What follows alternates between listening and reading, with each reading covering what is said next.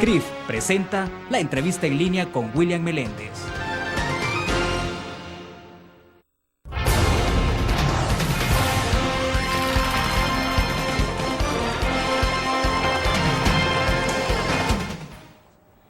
Bienvenidos a la entrevista en línea, es martes 17 de abril de 2012. Gracias a ustedes que nos acompañan a través de laprensagráfica.com y también por Canal 25 a las 9 de la noche. Varios temas de análisis en la presente coyuntura, pero los más relevantes referidos al acontecer político con las potenciales candidaturas presidenciales para 2014 y el tema de seguridad con la supuesta solicitud de las pandillas que ha hecho a Raúl Mijango, el facilitador de la tregua, para que interceda por la transferencia de subsidio del transporte hacia las maras. No se sabe sobre la base de qué términos, pero el viceministro de Justicia, Douglas Moreno, ha hablado de invertir $20 millones en crear parques de oportunidad laboral para los reos. Todavía no sabemos concretamente de qué se trata. Pero bueno, el tema político es el que está mucho más caliente, de eso trataremos de dedicar más espacio al análisis de la entrevista de este martes. Nos acompaña en nuestros estudios Álvaro Artiga, él es el director de Maestrías en Ciencias Políticas de la Universidad Centroamericana, UCA. Álvaro, bienvenido, un gusto. Buenos días, William. Es un placer estar contigo aquí y compartiendo con todos los cibernautas pues algunas reflexiones sobre el acontecer nacional. Bueno, perfecto, Álvaro. Para comenzar, me interesaría conocer, porque tengo la impresión de que ya está calentando bastante el ambiente en torno a la configuración del perfil de candidatos presidenciales para 2014, sobre todo en el lado del FMLN parece que la cosa va más precipitada. Quien suena muy fuerte dentro de potenciales candidatos obviamente es Salvador Sánchez Serén, actual ministro de Educación. Quisiéramos conocer un poco cuál es la valoración que estás haciendo un poco a partir de los datos que ya se conocen públicamente de cómo se ve en el caso del FMLN una potencial candidatura de Sánchez Serén. Bueno, quizás aquí podría comenzar con 3 puntos que creo que son importantes. Uno es el de tirar cartas para ver todavía cuando faltan 2 años prácticamente. Claro. Estar tirando cartas para ver quiénes son los posibles candidatos o quién puede tener como mayor receptividad, no solo dentro del partido, sino dentro de lo que podría ser el bloque afín, el bloque social afín del FMLN. Esa es como una primera prueba, digamos, son unas primeras tandas, por decir así, de energía para ver cómo está el clima de opinión, qué reacciones hay. Obviamente no es cualquier carta la que se ha lanzado o sobre la que se habla. Y esa, cuando estamos refiriendo al ministro de Educación o vicepresidente de la República, genera a la vez algunas reacciones dentro del partido de otros que, como el alcalde de Santa Tecla, quisieran también optar a la candidatura presidencial. Entonces ya se genera un ambiente de competencia interna que, bueno, a ver cómo lo maneja el partido, siendo que hace años modificó el estatuto y que hace que no sean necesarias las elecciones internas para la selección.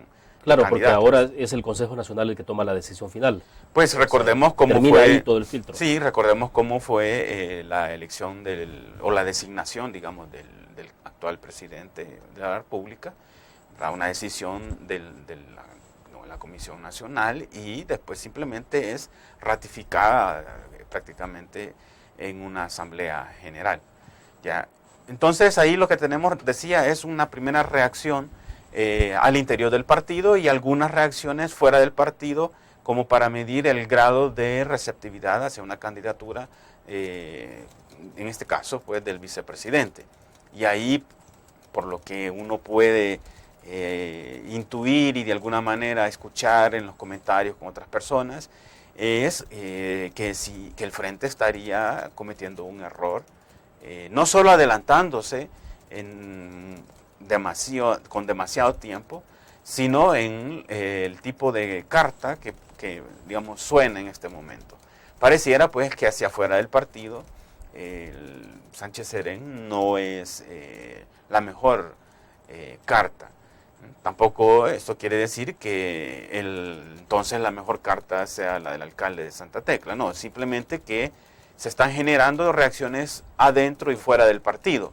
Ahí ya lo que uno no sabe es qué tan necesarias son estas reacciones generar una especie de ansiedad política dentro y fuera del partido, cuando pues sí hay otros problemas que son más importantes. ¿Ya? Entonces ese era como el primer punto, ¿verdad? El lanzamiento de las candidaturas. Esto nos debe hacer pensar en un tema más general, porque lo mismo estaría pasando también en el lado de Arena. Y lo vamos a reflexionar más adelante, creo que necesita también un análisis aparte. Sí, pero entonces creo que nos debería hacer pensar en la conveniencia o no de contar con la reelección en el ámbito presidencial. Yo sé que esto es un tema espinoso, pero tiene que ver justamente con los incentivos que tienen los presidentes para hacer una buena gestión durante su periodo, de tal manera que cuenten con la posibilidad de la reelección.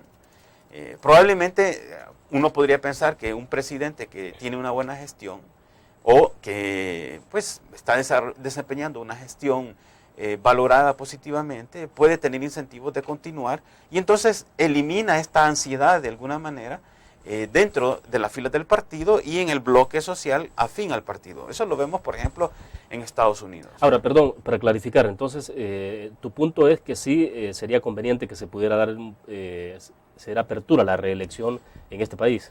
Yo pienso que sí, ¿verdad? Porque genera, digamos, perspectiva o esta expectativa más bien de quien está en funciones, de quien es presidente, de desempeñar una buena gestión de tal manera que pueda ser reelecto, tiene el incentivo de ser reelecto. Ahora, hay quienes lo ven muy saludable el hecho de que estemos como se está en este momento, que no se permita la reelección, porque dicen, bueno, es importante para que se dé paso a otros y el temor a entronizarse en los cargos. Sí, es decir, bueno, primero hay que decir que la reelección ya es permitida, lo único que no de manera continua. Tiene que pasar un periodo. Tiene que pasar un periodo, pero uno puede ver, era lo que iba a decir, el caso de Estados Unidos. El presidente prácticamente es el candidato del Partido Demócrata y entonces elimina esa tensión dentro del partido. Pero, por otro lugar, el que llega a la presidencia, si tiene la expectativa de durar por lo menos, digamos, 2 periodos, ese es otro tema que habría que discutir, si reelección indefinida o solamente 2 periodos. ¿Verdad? Pero de alguna manera le genera el incentivo de querer hacer bien las cosas para darle continuidad en un segundo periodo a todas sus políticas, a todos sus programas. ¿Qué es lo que pasa en el diseño que tenemos actualmente? Que un presidente que llega sabe que no va a continuar, haga bien o haga mal el trabajo. ¿Ya? Entonces, al presidente, digamos, no le genera ningún incentivo a hacer bien las cosas y segundo, mete la atención al interior del partido de quién lo va a sustituir. Perfecto, vamos a hacer en este momento nuestra primera pausa comercial, pero vuelvo cuando regresemos con el tema de Salvador Sánchez Serén. ¿Qué sería lo más saludable? Porque bueno, lo que hemos escuchado en los últimos días, incluso de José Luis Merino, máximo dirigente del FMLN, es que hay que consolidar al FMLN, que hay que tener prácticamente está llamando a tener un candidato dentro de las filas del FMLN. Es decir, ¿será que la experiencia de tener a un foráneo, en este caso Mauricio Funes, no les ha sentado bien la experiencia? Vamos a una pausa, regresamos después de esto.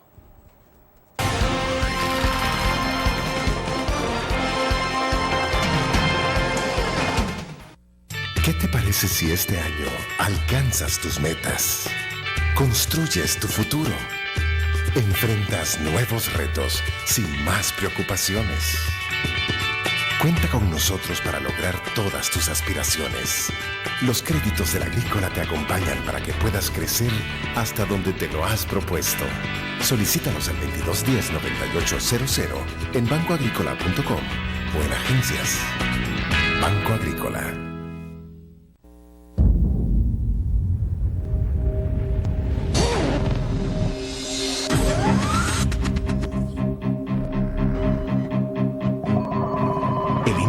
Estrategia financiera desde los negocios y la actividad económica hacia toda Centroamérica. El Economista Regional, una revista especializada donde encuentras el panorama empresarial y los principales movimientos financieros. El Economista, el modelo regional de información económica.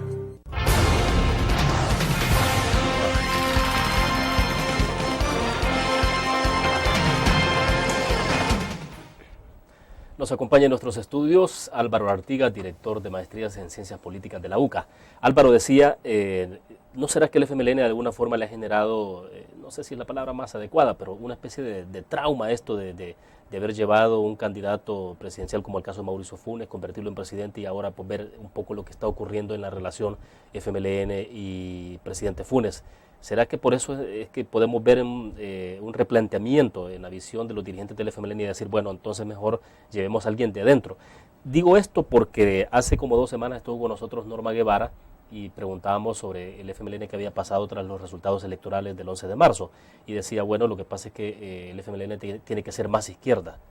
Claro, eso hay que ampliar más ese concepto de qué es ser más izquierda, pero dejo la inquietud planteada. A ver. Vaya, qué bien que ha ocurrido todo esto, porque no solo el FMLN puede sacar lecciones de cuando llevan un candidato que no es de las filas del partido. En general, esto nos puede mostrar los problemas que implica que hayan candidatos sin partido. ¿Vale? Por el requisito constitucional, Funes tuvo que afiliarse. Exacto. ¿Verdad? Pero, bueno, aquí están los resultados. Digamos, su asociación con el partido fue una cuestión meramente coyuntural y a una vez en la presidencia, pues el partido pierde control sobre su presidente y, bueno, sobre lo que éste decide. Ya eso nos debe indicar también la importancia de los partidos políticos para el funcionamiento del sistema político. ¿Ya? En otros países lo que ha ocurrido es que llegan candidatos a la presidencia antipartidos.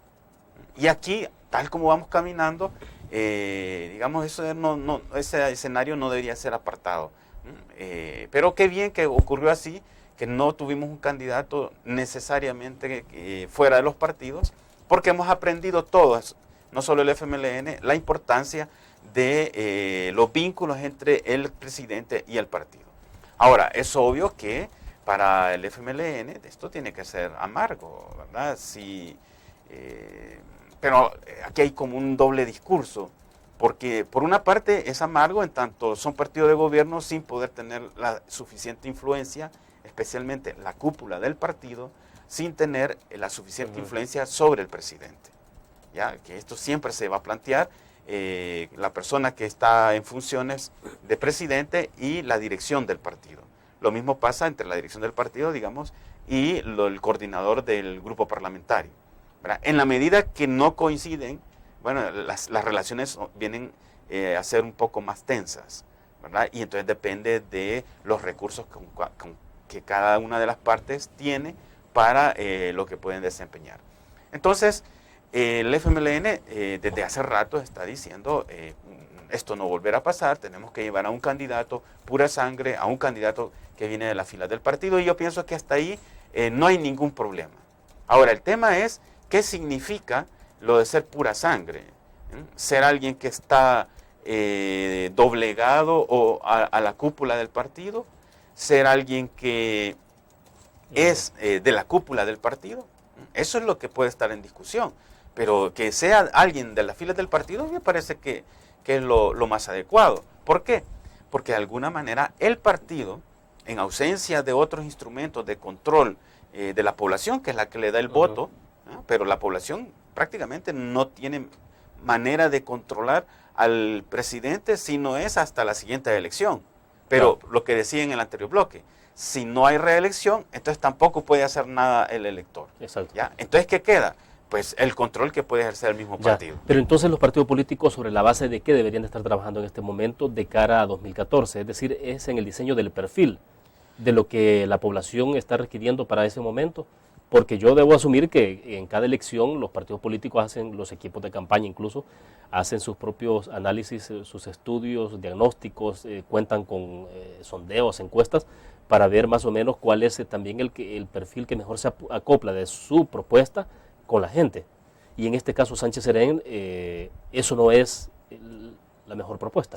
Vaya, el tema es que algunos dicen, vaya, los partidos deberían de estar construyendo, antes de estar pensando en candidatos, deberían de estar construyendo cuál es su plataforma programática, su propuesta política que van a ofrecer a los electores y después buscar al candidato. Pero eso refleja también una manera distinta de entender el asunto. Tal vez en algún momento, pues sí, el programa político era importante porque de alguna manera se pensaba que es lo que el partido iba a hacer una vez llega al poder. Pero desde hace años, y esto no solo en El Salvador, y más cuando la política pasa por la televisión, la personalización de la política va adquiriendo un mayor protagonismo y a tal grado que la persona llega a sustituir al programa, incluso llega a sustituir al partido. Es la persona la que termina siendo importante, la que debe tener ciertos rasgos, cierto perfil, incluso hasta características que tienen que ver simplemente con la estética de la persona. Sí, la imagen. La imagen, ¿ya? Exacto. Entonces, frente a eso, pues sí, es el problema de que la preocupación termina siendo entonces no tanto cuál es el programa, sino cuál es el candidato, cuál es, por decirlo así, el producto que se le puede ofrecer a la sociedad, en términos de marketing, ¿verdad? ¿Qué candidato puede ser apetecible por algunas características que muestra para la población? Ya no importa cuál es el programa político que va a llevar ese candidato, ya no importa lo que dice, sino quién es la persona que lo dice, ¿ya? Y entonces ahí son otras características las que comienzan a ser más importantes. Y es en ese contexto en donde probablemente el FMLN, pero ya decimos, no solo este partido, pero ahora estamos hablando de él, está preocupado por qué persona es la mejor para los intereses, yo voy a decir los intereses de la cúpula, ¿ya? Y entonces requieren de una persona que sea de absoluta confianza para el grupo que dirige el partido. Aunque eso pueda significar no hacer un suficiente clic adecuado con la población. Claro. Pregunto porque esto recién comienza en el FMLN, es decir, aparece el nombre de Sánchez Serén, inmediatamente hemos visto esta semana un pronunciamiento de amigos de Óscar Ortiz en el exterior, de varias ONGs pronunciándose a favor de una candidatura de Óscar Ortiz. Pero bueno, en el FMLN también está el ministro de Relaciones Exteriores, Hugo Martínez, es decir, hay dos potenciales candidatos adicionales a este. Y hay algunas pequeñas encuestas que ya se están haciendo a través de redes sociales y evidentemente no parece que sea Sánchez Serén el mejor candidato para 2014 en el caso del FMLN. Sí, ese es el problema entonces que tiene ahora el partido, que necesitan una persona con quien desde el punto de vista de ellos pueden confiar, que no tendrían dudas de que llevaría adelante las cosas según la dirigencia del partido, pero resulta que quienes cumplen quizás con esa característica que se vuelve fundamental para el partido no es lo que espera la sociedad o lo que mejor podría ser recibido desde la sociedad. Y ahí es el problema, que para ganar elecciones no es suficiente contar con un candidato que sea confiable para la cúpula, sino que logre atraer votos. Y entonces ahí es donde se encuentra el partido con el problema de Sánchez Serén. ¿Ya? Esto es casi reeditar lo que ocurrió con la candidatura de Shafiq Handal en el año 2004. Ahí hay una candidatura del partido que goza de la confianza de la cúpula, es más, era el líder del partido, pero hacia afuera lo que generaba era temor y eso facilitó el triunfo del presidente Saca en 2004. Pareciera que estamos caminando en la misma dirección, de colocar a alguien que es de absoluta confianza para la cúpula, pero que no logra ser el que logra atraer votos. Entonces, viéndolo del otro lado, pareciera ser que Óscar Ortiz puede generar ese imán de votos hacia el partido, pero por lo que se ve y por algunas declaraciones y encuentros o desencuentros que ha tenido, no parece ser el de la absoluta confianza de la cúpula. Entonces el Frente tiene ese problema en este momento y está gastando energías, lo que uno no puede saber si eso es simplemente una estrategia política, mientras hay otras cosas en otras arenas políticas que se están debatiendo. Es decir, lanzar el tema de las candidaturas en un momento en donde el partido aparece negociando con justamente los partidos de derecha, ¿verdad? Eso puede ser una forma de distraer, de humo, de distracción. Sí. Bueno, pero lo que pasa es que en este caso, lo que hemos visto desde hace bastante rato, incluso antes de que apareciera esta discusión legislativa, eran esas señales, ¿no?, de la posibilidad de que Sánchez Serén estuviera ahí, o sea que tampoco es tan tan desvinculado de los antecedentes. O sea, hay una cosa que es cierta, ¿verdad? Es un problema que tiene el partido y es independiente de la coyuntura, ¿verdad? Y esto se ha venido discutiendo antes, se seguirá discutiendo después. El tema es que en este momento, ¿verdad? Hay otros puntos que son importantes. Bien, vamos a la pausa comercial cuando regresemos y entonces, ¿qué podríamos pensar de inmediato? Que Óscar Ortiz, Hugo Martínez son como las mejores cartas que ellos pueden tener. Vamos a la pausa y regresamos.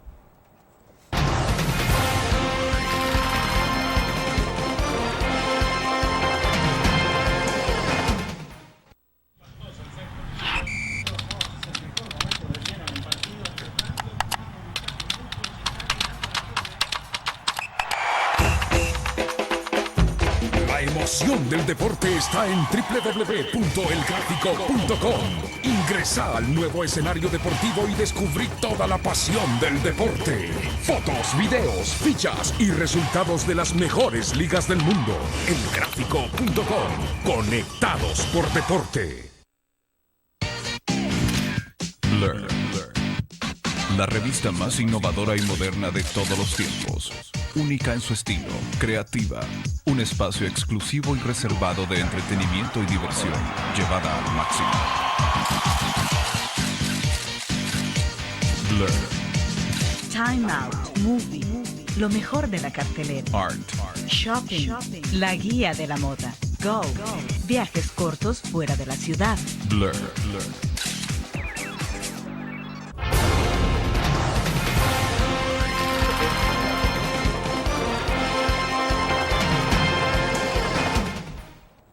Álvaro, si vemos dentro del FMLN, o sea, sí hay gente con unos perfiles distintos a Salvador Sánchez Serén, que pueden hacer más clic con el votante, con las expectativas del votante. Digo, por el caso de Óscar Ortiz, que ha hecho gestión municipal muy exitosa en Santa Tecla, un referente muy importante.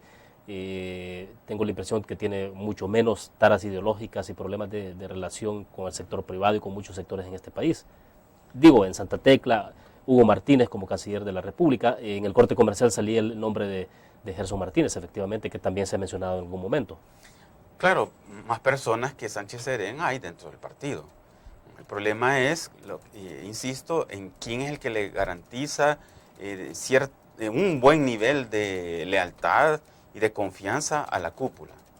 Yo creo que eso pesa bastante, porque en cierta forma no solo es la competencia por la presidencia, sino algo que es sumamente importante para quienes dirigen un partido, en este caso el FMLN, y es seguir controlando el partido.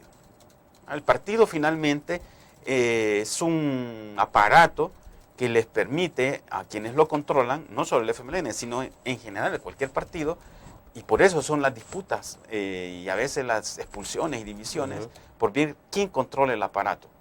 Porque eso permite tener algún nivel, un cierto poder político, una cierta capacidad de influencia en lo que ocurre en la política, pero también le da acceso a ciertos recursos a quienes lo controlan.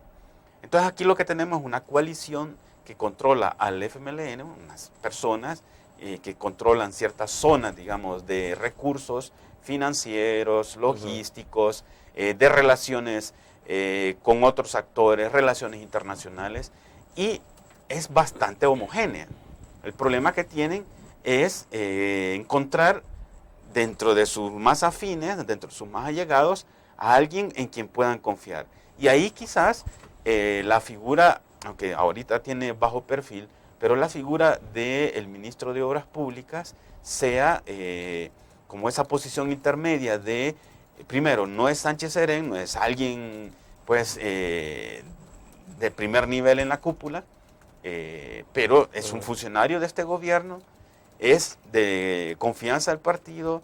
Además, difícilmente a Gerson se le pueden sacar aspectos negativos. Más bien hay mucho que resaltar de su gestión como diputado en la Asamblea, y ahora pues él está en una plataforma que le permite tener proyección nacional, que es una de las desventajas que tiene el alcalde de Santa Tecla, que si bien es cierto, tiene una buena gestión, ha logrado hacer proyectos en asocio públicos privados que están de moda, pero justamente ahí hay dos desventajas para el alcalde. Uno, que ese tipo de asocios la cúpula pareciera no estar muy de acuerdo. Al menos en el discurso no están muy de acuerdo porque eso pareciera ser un poco más de derecha que de izquierda. Y en segundo lugar, siendo el alcalde de Santa Tecla, por más que Santa Tecla sea una ciudad, digamos, del área metropolitana de San Salvador, habría que ver si toda la gente, por ejemplo, de Oriente, de los 4 departamentos de la zona oriental del país, saben algo de Óscar Ortiz, por decir algo, ¿verdad? Entonces, yo lo que sospecho es que a Óscar le hace falta proyección nacional. Incluso él está en un Consejo Nacional de Desarrollo Local, una comisión que creó el presidente. Recordemos que él antes estuvo en la presidencia de Comures, pero no ha logrado tener esa imagen de ámbito nacional que puede llegar a tener el ministro de Obras Públicas. Pues este puede ser un invierno, por ejemplo, que para él puede ser clave, si él tuviese aspiraciones, ¿verdad? Decíamos la construcción de la Diego de Holguín. Si para este año, si a finales de año terminan la Diego de Holguín, pues ahí tiene una carta importantísima. Por el antecedente de lo que es la Diego de Holguín. Exactamente. El tema de transparencia, corrupción. Sí, y porque al final de cuentas es el ministro que lleva al final una obra que los gobiernos anteriores no solo no terminaron, sino que eso quedó envuelto en la duda de si ahí hubo corrupción o no. Y es algo tangible que se le muestra a la población. Claro. ¿No? Además la gente lo va a experimentar con sus vehículos cuando pase por y yo pienso que en ese sentido más potable para la población sería Gerson que Sánchez Serén, ¿verdad? Probablemente Sánchez Serén pueda tener buenas intenciones. El problema es que a veces no son suficientes las buenas intenciones, sino que hay que tener otras características, y ahí pues puede ser que hayan otras personas que superan en eso a Sánchez Serén. Álvaro, en algún momento mencionaba la experiencia de Chafik Handal, ¿no? Que estemos ante una reedición de ese capítulo, pero eso en lo inmediato podemos hablar de lo que pasó en San Salvador con la alcaldía de San Salvador, o sea, incluso en 2011, más cercano. Sí. El CELTE, aunque lo otro es a nivel presidencial, claro, desde luego. Claro, pero siempre es un poco la pregunta que le queda a alguien que está desde fuera del partido, porque al final de cuentas también esto hay que tener como información muy de primera mano, pero si nos movemos desde fuera del partido, uno también puede hacerse las preguntas de cuando se toman determinadas decisiones sobre candidaturas. Podemos pensar en las que mencionabas de la alcaldía de San Salvador en la última elección, o el 2004 Chafik Handal, o 2009 la candidatura en Arena del ingeniero Ávila. Que todos parecen, y antes de la elección, son entendidos como candidatos perdedores. Y viene el partido y opta por candidatos perdedores y pierden las elecciones. Entonces uno se puede hacer la pregunta también si cuando se escogen este tipo de candidatos, lo que se está buscando es justamente perder las elecciones. Porque puede haber un cálculo que de parte de la cúpula o de la dirigencia del partido que dicen, no hombre, en las condiciones en las que está el país, es mejor perder las elecciones que ganar las elecciones, después tener un gran fracaso en la gestión, porque además un fracaso en la gestión puede implicar un desmoronamiento del partido. Ya decía antes, el partido es importante para quien lo controla. Bueno, entonces, de hecho, cuando uno pregunta y habla con dirigentes de Arena en este momento, muchos de ellos coinciden en que es mejor haber perdido la elección. Claro, estamos hablando después de que pasó el trauma, pues, después de ese trago amargo, pero sí coinciden en que era mejor por toda la situación económica del país y todo lo que venía. O sea, tal parece que otros lo leen de esa manera. Es decir, sí hay una lectura adecuada desde ese punto de vista, ¿no? Sí, incluso se puede pensar, cuando, recordemos, el presidente Saca era el presidente del partido e impulsa la candidatura de Rodrigo Ávila. Ya en entonces se sabía por su nivel de popularidad que Saca tenía intenciones de la reelección, pero que no podía. Claro. Entonces ahí era el cálculo de perder las elecciones, la situación va a estar tan difícil, tan deteriorada, que después la gente, si él lograba mantener una buena posición entre, digamos, la valoración social, podía ser candidato otra vez. ¿Qué es lo que se habla ahora? La posibilidad. Aunque, sí, pero con un Arena que podía quedar más debilitado y al final claro, el problema es ese, ¿verdad? Que ese es el cálculo de quien está tomando decisiones en ese momento. Pero, pues sí, la vida no está determinada, siempre pueden cambiar los escenarios. Pero en el cálculo, digamos, con el que se toman decisiones, puede existir esa posibilidad. Bueno, vamos a la pausa. Voy a leer después de la pausa comercial algunos comentarios que nos llegan sobre el caso específico de Sánchez Serén y pasamos a hablar de Arena, que no hemos hablado todavía. Volvemos.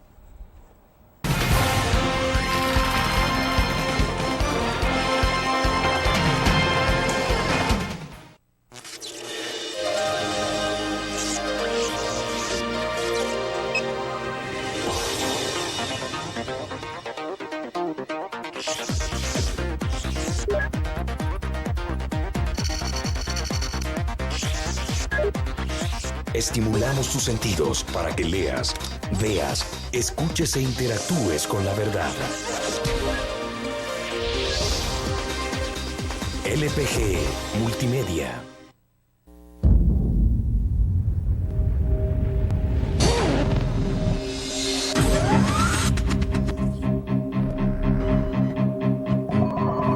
El inicio de una estrategia financiera desde los negocios y la actividad económica hacia toda Centroamérica. El Economista Regional, una revista especializada donde encuentras el panorama empresarial y los principales movimientos financieros. El Economista, el modelo regional de información económica.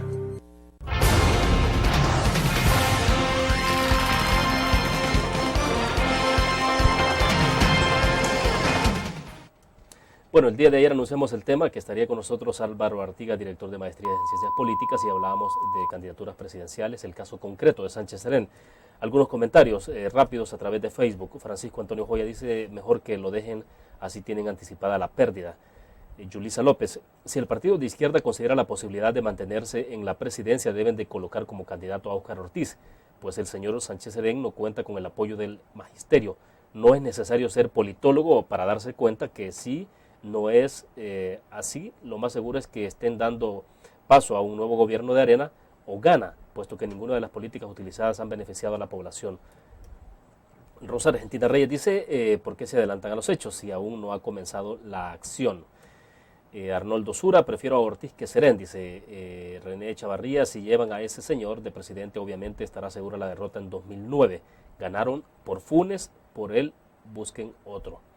Luego reitera nada más, bueno, Germán Cubillas dice, si Sánchez Serén, si meten a Sánchez Serén, va a ser el candidato, van a perder por goleada los del FMLN. Bueno, hay más comentarios ahí, pero se los dejo en el Facebook. A ver, solo para cerrar entonces sobre el tema. Vaya, está claro que este es un tema que se ha lanzado y tenemos todo ese tipo de reacciones, ¿va? Óscar Ortiz frente a Sánchez Serén. Es como una medición de fuerzas y es cierto, está muy adelantado el asunto, ¿verdad? Pero se ha echado esto y ahí están las reacciones. Y yo lo que pienso es que independientemente de quién sea el candidato, sabemos que va a ser uno del partido. Difícilmente el FMLN va a buscar a alguien de fuera del partido. Podrá hacer alianzas sociales, lo que sea, pero yo creo que no se va a repetir traer a alguien de fuera del partido.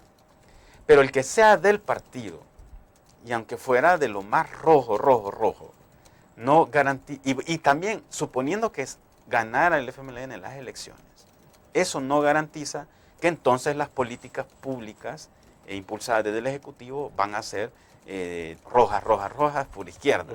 ¿Ah? ¿Por qué? Porque el presidente pueda llevar adelante su programa depende en buena medida del apoyo legislativo con el que cuente. Y ahí con lo que nos topamos es que el presidente electo en 2014, por lo menos su primer año, va a tener que contar con una mayoría legislativa de derecha. Y en ese primer año, lo primero que va a encontrar el presidente electo en 2014 es una cosa que se llama el presupuesto general del Estado, que se discute a partir de septiembre y luego se espera que sea aprobado en diciembre, y ese será el presupuesto de 2015. ¿Ya? O sea que hay dos, digamos, limitantes con las que ese presidente, aunque fuera rojo, ¿verdad? No va a poder hacer lo que quisiera hacer. O sea, de alguna forma amarrado. Queda por lo amarrado, menos en el primer año. Y luego entonces vienen las elecciones de 2015. Diputados y alcaldes. Diputados y alcaldes, donde otra vez es el tema de quién tiene las mayorías y puede ocurrir, ¿verdad? Porque el sistema está de alguna manera diseñado para que sea así, que ningún partido tenga mayoría legislativa, entonces le puede ocurrir lo que le pasó a Funes. ¿Ah? O sea, yo pienso que acusar simplemente al presidente Funes de haberse hecho de derecha es un poco interesado y confundir a las cosas. ¿Por qué? Porque el problema es que la derecha tiene mayoría legislativa. Entonces el presidente tiene que contar necesariamente con el apoyo de partidos de derecha para llevar adelante sus programas, para que le aprueben sus presupuestos, etc. Claro. Entonces, lo mismo le puede pasar a un presidente del FMLN pura sangre. Entonces quiere decir que no está necesariamente en que sea pura sangre la clave para llevar adelante un programa de izquierda, llamémosle así. Está en otros elementos que no dependen solo del partido. Al partido le corresponde saber elegir la figura que le permita ganar las elecciones, que le permita atraer suficientes votos, y lo que, digamos, viene después ya no depende del partido. Ahora, claro, equivocarse en la selección del candidato puede ser intencional, decíamos en el bloque anterior, porque no se quieren ganar las elecciones, porque hay un cálculo que les lleva a decir, no hombre, es mejor que perdamos, porque entonces no perdemos otras cosas. O puede ser simplemente que tan cerrados están que no se dan cuenta que el candidato que eligen, que deciden este es el de nuestra confianza, no es potable para la población. Y entonces para eso sirven, digamos, todas estas opiniones que escuchamos en radio, en televisión o vía internet, que claramente están poniendo que Sánchez Serén no es la mejor opción. Bueno, eso nos lleva a hablar, si en el caso hipotético Sánchez Serén es el candidato del FMLN, se la pone fácil entonces a Arena decidir, porque también eso se mide. Me imagino que Arena estará esperando a quien define el FMLN para entonces poner a alguien que sea, obviamente, que haga el contraste, porque no va a poner a similares, que haga el contraste con Sánchez Serén. ¿Se la pone fácil? Vamos a dar una pausa y volvemos.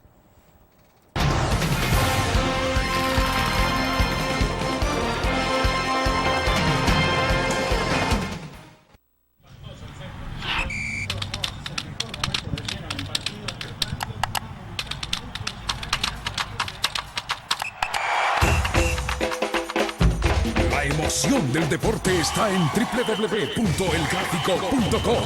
Ingresa al nuevo escenario deportivo y descubrí toda la pasión del deporte. Fotos, videos, fichas y resultados de las mejores ligas del mundo. Elgráfico.com. Conectados por deporte. Blur.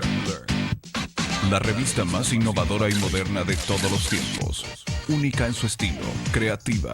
Un espacio exclusivo y reservado de entretenimiento y diversión, llevada al máximo. Blur. Time Out, Movie, lo mejor de la cartelera. Art. Shopping, la guía de la moda. Go, viajes cortos fuera de la ciudad. Blur.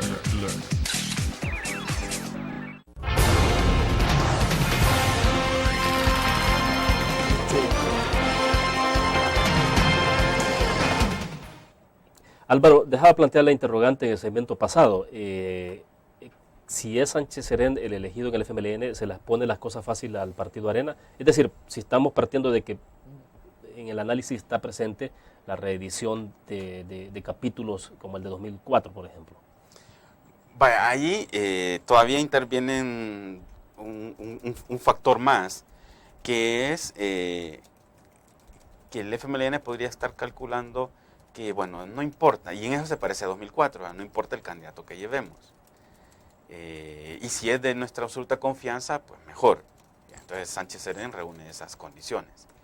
Pero a la vez podrían estar diciendo, mientras la derecha esté dividida, mientras haya algunos que quieran aspirar a la elección presidencial y utilicen a Gana como instrumento, entonces para nosotros podrían estar diciendo en el FMLN mejor, pensando en el, llamémosle así, el modelo, entre comillas, nicaragüense, en donde la derecha va dividida, ¿no? Los liberales presentan incluso dos partidos frente a Daniel Ortega. Es decir, viendo en el escenario una potencial candidatura de Tony Saca. De él o de cualquier otro que también tenga aspiraciones, ¿verdad? Se ha hablado hasta del ministro de Justicia, ¿verdad? Sí, pero pensando en un escenario, digamos, limitado ahí a 3 candidatos, alguien de Arena, de Gana, en este caso Sí. con Tony Saca, si fuese, Sí. y el FMLN. Entonces, claro, un Tony Saca que divida a la derecha. Sí, o, ¿verdad? Siempre gana, pero otro que tenga alguna credencial que presentar y utilice el vehículo gana. O sea, no es tanto la persona, sino que, y más se hace una fórmula, Tony Saca con esta otra persona, y tienen credenciales, ¿verdad? Tony Saca, el apoyo que todavía presenta en las encuestas, y digamos, supongamos que el ministro tuviese éxito, que es leído así, que disminuyen los homicidios, que se resuelve el tema de la renta. Entonces aparece como, ya ven, yo puedo, he resuelto estas cosas, y utiliza, digamos, a este partido. Entonces, desde el punto de vista del FMLN, eso es su mejor escenario, que la derecha se presente dividida, pensando que podría ocurrir lo mismo que en Nicaragua, olvidándose que en Nicaragua la fórmula para ganar la elección presidencial exige un 40% de la votación, ¿ya? En cambio aquí se exige el 50% de la votación, y a partir de los resultados del 11 de marzo, ellos pueden decir, bueno, ni Arena ni nosotros tenemos el 50%. Y entonces forzar una segunda vuelta. Exacto. Pero claro, en la segunda vuelta, lo más probable es que quienes, si fuera el escenario Arena gana, ¿verdad?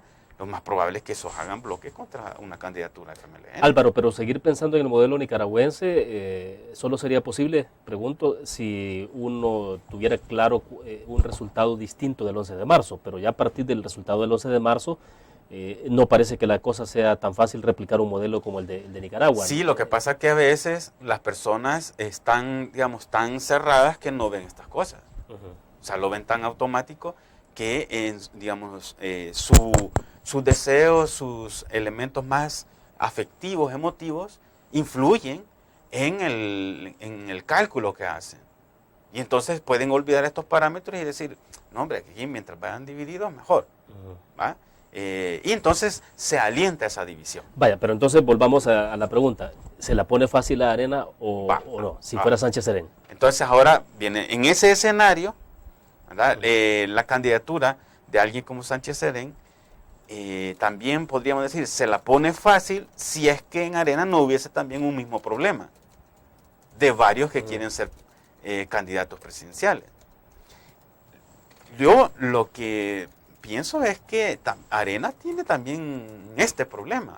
Lo que pasa es que está colocado en una situación ventajosa, por decirlo así, ¿verdad? Al final de cuentas, quien está en el gobierno tiene, digamos, como en función del desempeño del gobierno, puede fácilmente perder apoyo. Entonces, digamos, esa pérdida de apoyo puede irse para el lado de Arena, digamos, obtener sin mayor esfuerzo, sin méritos propios, unos votos, claro, ¿verdad? Para ganar las elecciones. Cuenta con esa ventaja frente al partido FMLN. Ahora, tienen que resolver, digamos, también el tema de la candidatura. Ahí hay varios también que quieren ser los más fuertes, parecen ser el candidato, el alcalde de San Salvador, que presenta su reelección como su tarjeta de presentación, sí, claro, pero también está la vicepresidenta Ana Vilma de Escobar, que presenta como su tarjeta, ¿verdad?, haber obtenido la mayor votación, dado que eso le permite, digamos, el sistema de votación por fotografía le deja a ella como la que tiene mayor popularidad. Y un posible Edwin Zamora. Y sí, entonces... Como alguien emergente, digamos. Ahí entonces entramos otra vez en el asunto, ¿verdad? Los tres están disputando la candidatura presidencial, o hay alguno de ellos que podría, para un periodo, conformarse con ir de vice. No creo que sea el caso de Ana Vilma ni de el alcalde Quijano. Bien. Entonces yo creo que entre ellos dos está la disputa principal en el partido. Bueno, perfecto. Vamos a otra pausa comercial y seguimos con ese tema.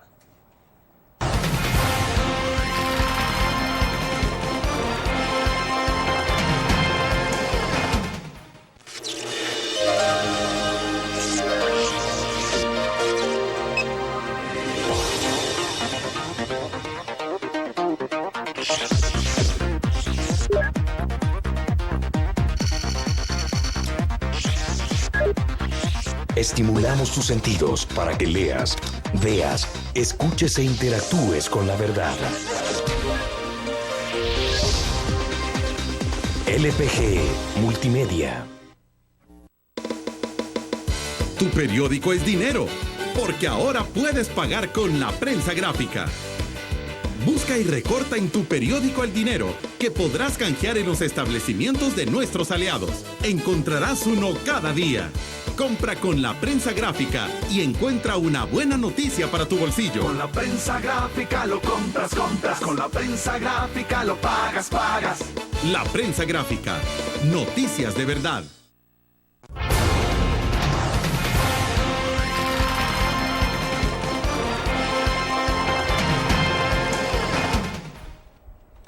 Bueno, entonces, Álvaro, claro, en Arena todo esto pasa por definir también quién será el candidato. Partimos un poco de que fue Sánchez Serén el candidato del FMLN. Arena tendría que debatir ya entonces a partir de ahí a quién lo representa, ¿no? Sí. Pero digamos, tienen al menos 2 o 3 opciones ahí.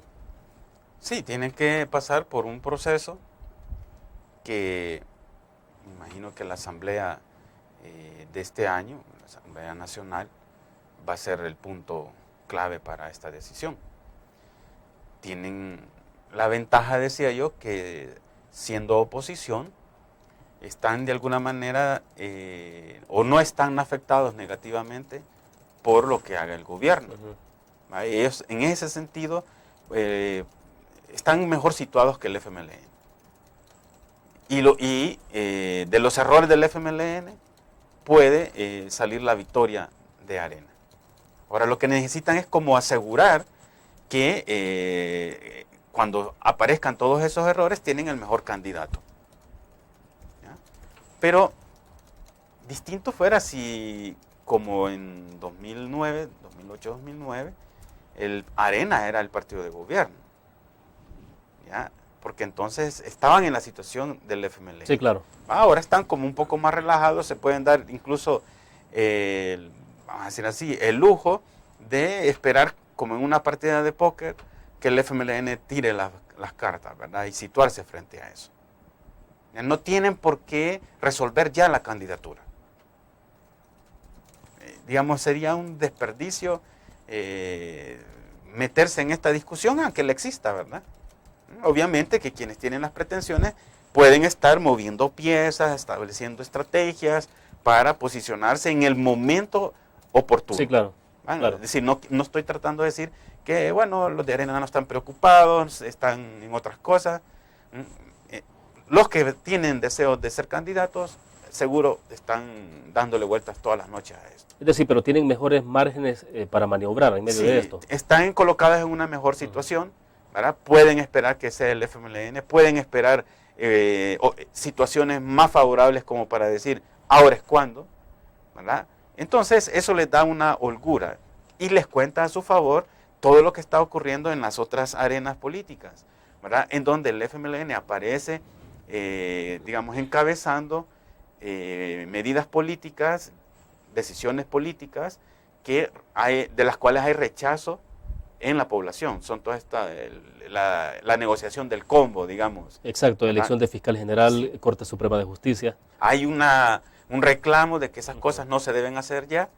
Arena está así, digamos, como dejando que eso ocurra, al menos visiblemente. No quiere decir que no esté tomando parte de esas discusiones, pero visiblemente no se posiciona en una zona donde hay rechazo social a que se haga ese tipo a que se tome decisión en combo sobre todas estas instituciones.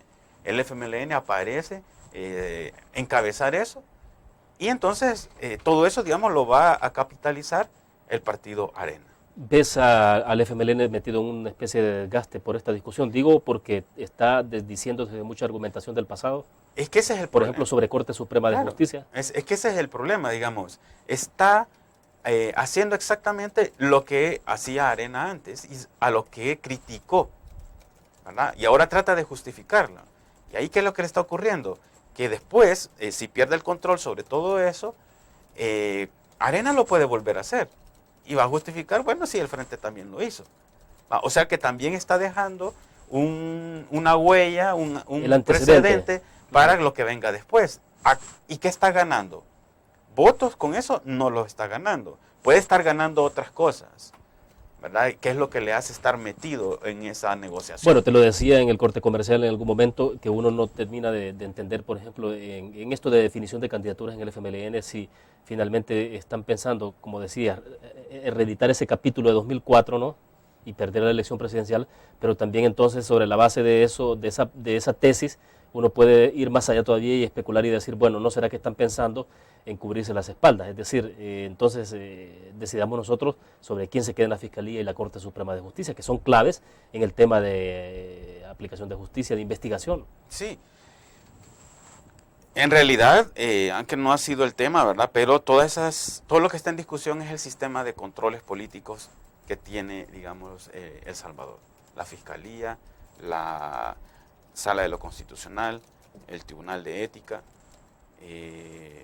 después vendrá a final de año probablemente el tema del Procurador de Derechos Humanos. Todos esos son instituciones que controlan a los funcionarios. Entonces, la negociación sobre quiénes son los titulares de esas instituciones, de alguna manera tiene que ver con el control eficaz o no sobre los funcionarios. Cuando están, un gobierno calcula que puede perder elecciones, no solamente, digamos, el FMLN, sino que cualquier gobierno, y hay dudas sobre el desempeño de algunos funcionarios, pues sí puede ocurrir esto, ¿verdad? Que pasa a primer plano las negociaciones para protegerse, y en ese, digamos, en ese mar de discusiones pueden ir tomando decisiones que afectan la otra arena, que en este caso es la arena electoral.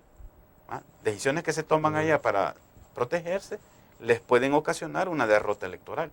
Termina siendo paradójicamente una especie de profecía que se cumple. Piensan que van a perder elecciones, hacen todo aquello que les confirma que pierden las elecciones. Entonces, esa dinámica a Arena le resulta favorable. ¿Por qué? Decimos porque le baja la tensión, pero además porque el poder en Arena, en las decisiones, está más concentrado que en el FMLN. Entonces, la disputa, digamos, en Arena termina siendo mejor controlada que en el FMLN. Sí, o sea, le permite a don Freddy Cristiani decir, bueno, espérense, todavía no es un tema de discusión, o sea, eso no lo estamos abordando ahorita, aun cuando puedan haber ya algunas posibles cartas ahí. Es sin duda que el presidente Cristiani tiene un peso desigual, digamos, en el partido Arena. No ocurre así, vamos a decir, con la figura de Medardo González, coordinador del partido, ¿verdad? Donde sus decisiones casi que son discutidas primero con todo, ¿verdad?